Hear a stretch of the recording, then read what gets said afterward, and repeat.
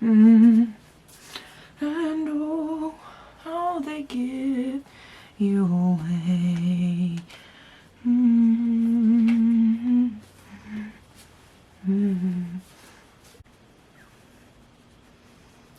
The rules for my 10-day social media fast. These are the rules that I've written down for my 10-day social media fast, which is just 10 days of not going on social media. Never done it before, but we're gonna try it. Rule number 1, no YouTube. Which I can film videos for YouTube, I just can't be watching YouTube. Rule number 2, no Instagram. Thus the name of the challenge, 10-day social media fast. Social media. No Facebook. I'm also not gonna go window shopping on Etsy. And I'm not gonna have the notifications on for my email. I mean, if I know there's something on my email that I need to access, like I take Highland Dance and there's recordings of the Zoom class for practice, I can go to my email for that.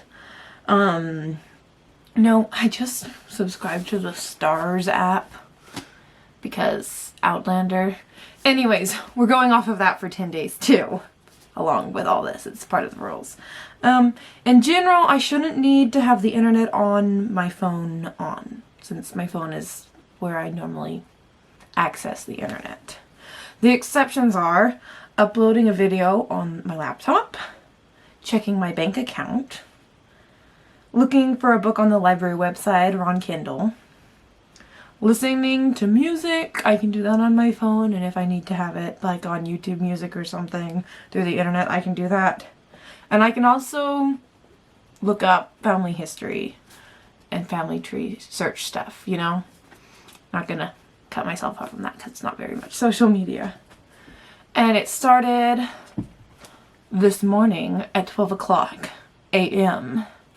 So we're doing good so far. I also came up with a list of things I can do with my spare time, since usually I'm spending all of my time watching YouTube. I have lots of extra time now that I'm not doing that. And here's my list of things I can do. I can finish some books I've been reading. Read scriptures. Listen to music. Clean my car out, which I actually did that yesterday, so good for me. Film videos. Exercise. And I can do art, like I could get my sketchbooks out. I haven't done any of that in a while. And spend some time reconnecting with them. Maybe go on some nature walks, find things to sketch. Maybe start writing a story in a notebook. Because I used to write all the time and now I hardly write at all. So maybe something to think about. Read fun books like The Outlaws of Sherwood by Robin McKinley. Or The Blue Sword by Robin McKinley. I mean, I've read The Blue Sword more recently than I've read Outlaws of Sherwood. Outlaws of Sherwood's one of my favorite books. And I own it, so I might as well reread it. Dig into my encyclopedias.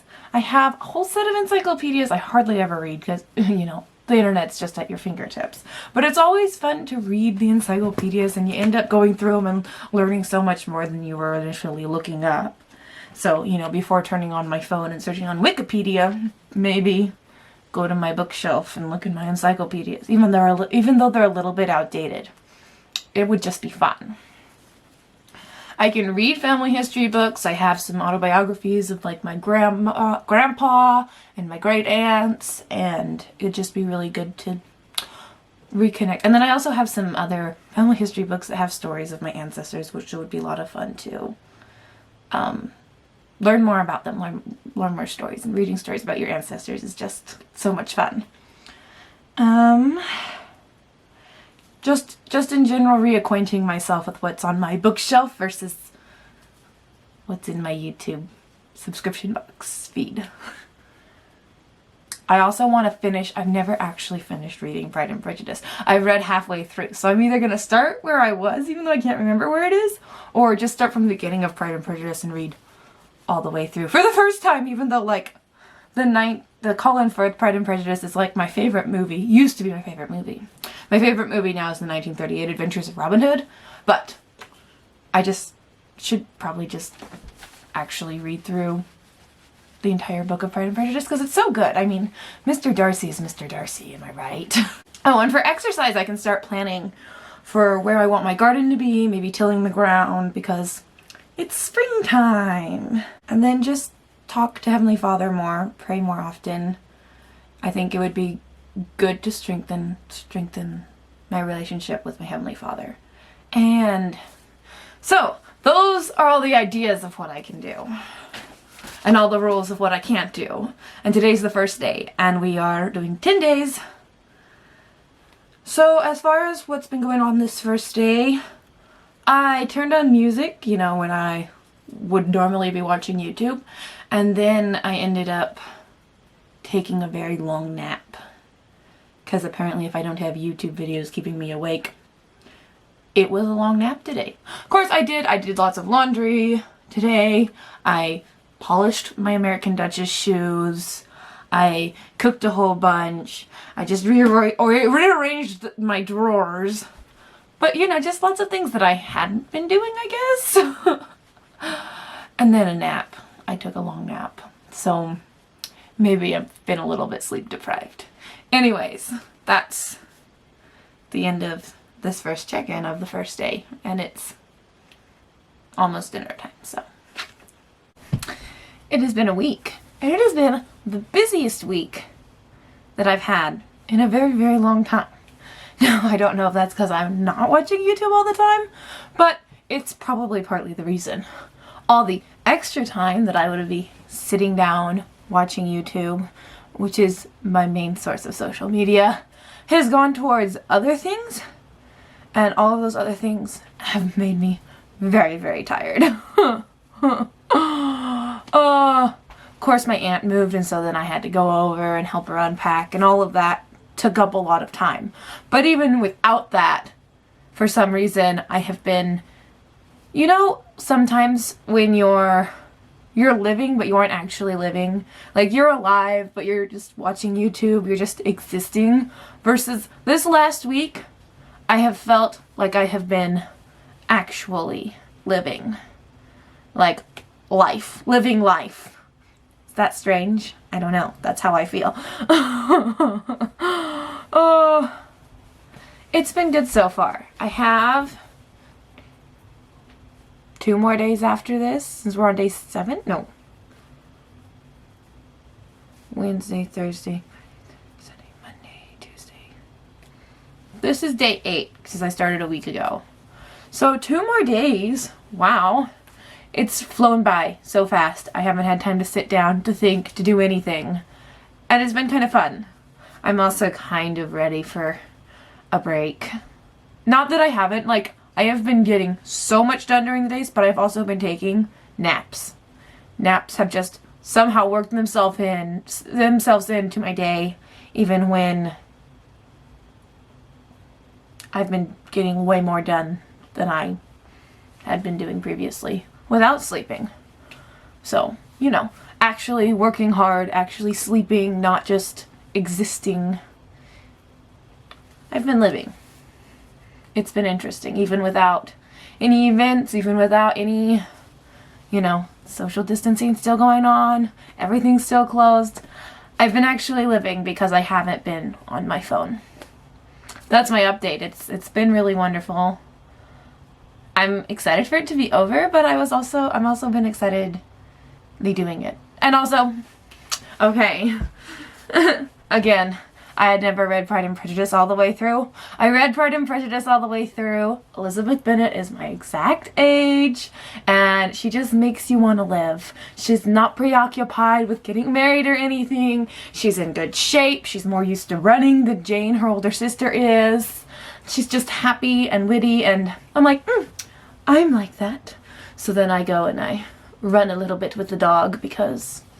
But of course, I'm like Elizabeth Bennet. And then after I finished Pride and Prejudice, I finished that Saturday. On Monday, I started reading Emma.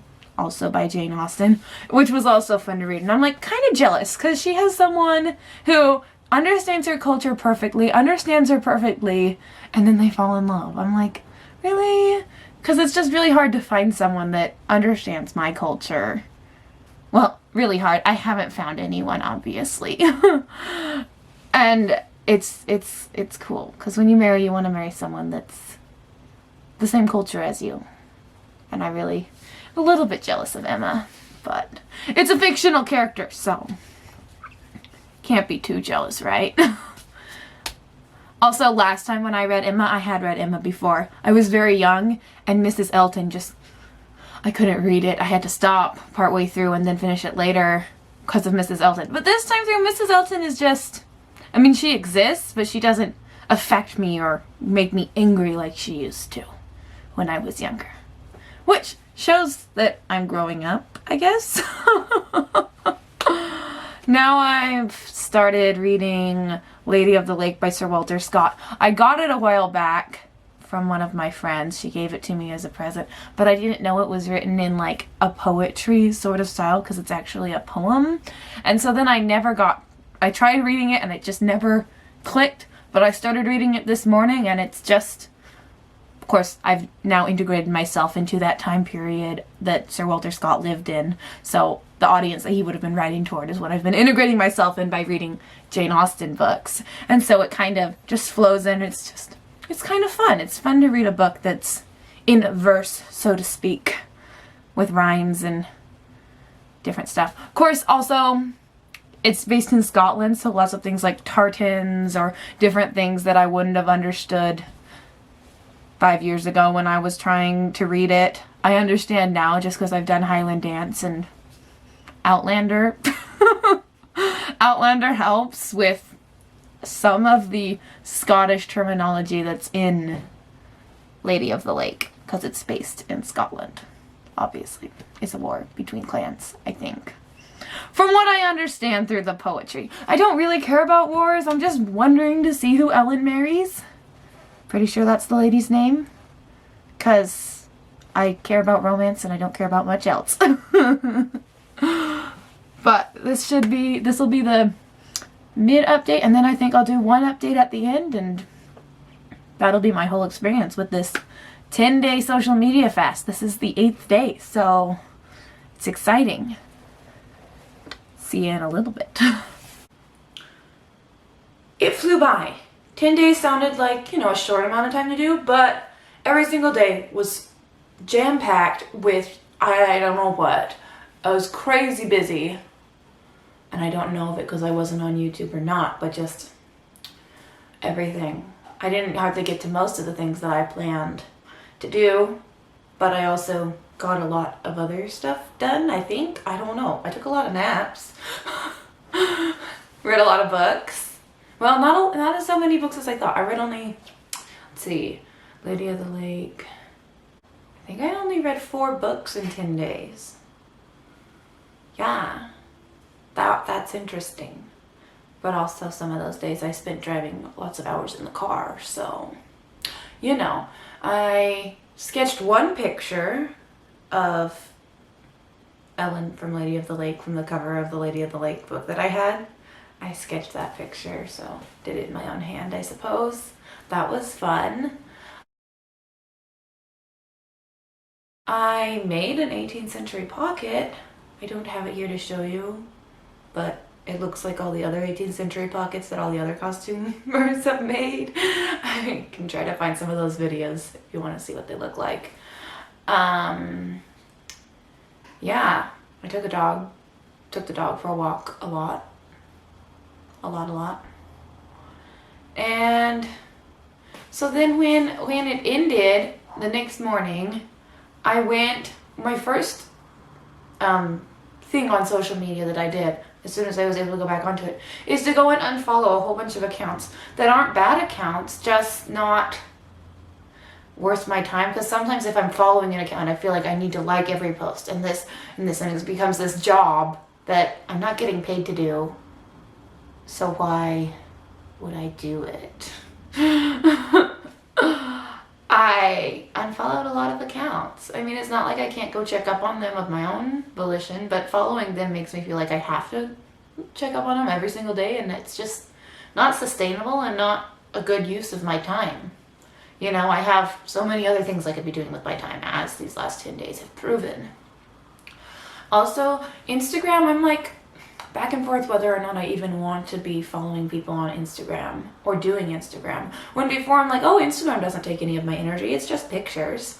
Well, it kind of does, because I've just not felt like going back in and doing the job of looking at stuff on Instagram. Facebook, I've unfollowed. I'm friends with everyone still. I unfollowed most of the YouTubers and companies that I was following, so it's just my friends, just, you know, real people that I know in real life. And then on YouTube, I unsubscribed from some people where I don't always want to watch their videos, but I watch them anyways because I'm subscribed. So I might as well unsubscribe so that I can watch whatever of their videos looks the most interesting to me, but I don't feel a need to have to watch all of their videos, which is nice. I mean, it's just lightening the load of whatever I was carrying that I had in my head. I'm like, oh, if these haven't been watched, if these haven't, I want them ticked off of the list. I want it all organized. I want it, you know, just this tightness. It's just kind of loose. I don't know what I'm going to do going forward. I never know what I'm going to do going forward once I take a break from something and I come back to it with a new perspective. I don't know. But whatever experience I had with not going on social media for 10 days, it wasn't a bad experience. It was a good experience. And if you're considering it, I say do it, because your life, you'll start living your life versus passively watching it go by. That's all I can say. So it was good. I'm at my aunt's house now, and so she doesn't have internet yet because she just moved here. So I'm kind of still on that fast, but because I've done it. I mean, it's just not stressful. It's just not serious. I guess that's what I'm trying to say. It's not serious. Social media isn't serious. And I might have been taking it a little bit too seriously before. It's just for fun. It's not a job. If it's taking up your time and you're like, oh, I need it all ticked off, I need this, I need to watch all this, I need to, you know, just don't. Just turn it off. I know it sounds simple, but it kind of is. I mean, I wouldn't have done it if I hadn't, you know, decided I was doing 10 days and I'm like, okay, I can do 10 days. But it's been years since I've ever been that long without being on YouTube, if you can believe it. I mean, I try to take Sundays off. No, I end up watching YouTube on Sundays. There was no escape from it, but a firm wall of, I'm not doing this, really helped. Yeah, it was a good experience. Anyways, that's all for now. Bye.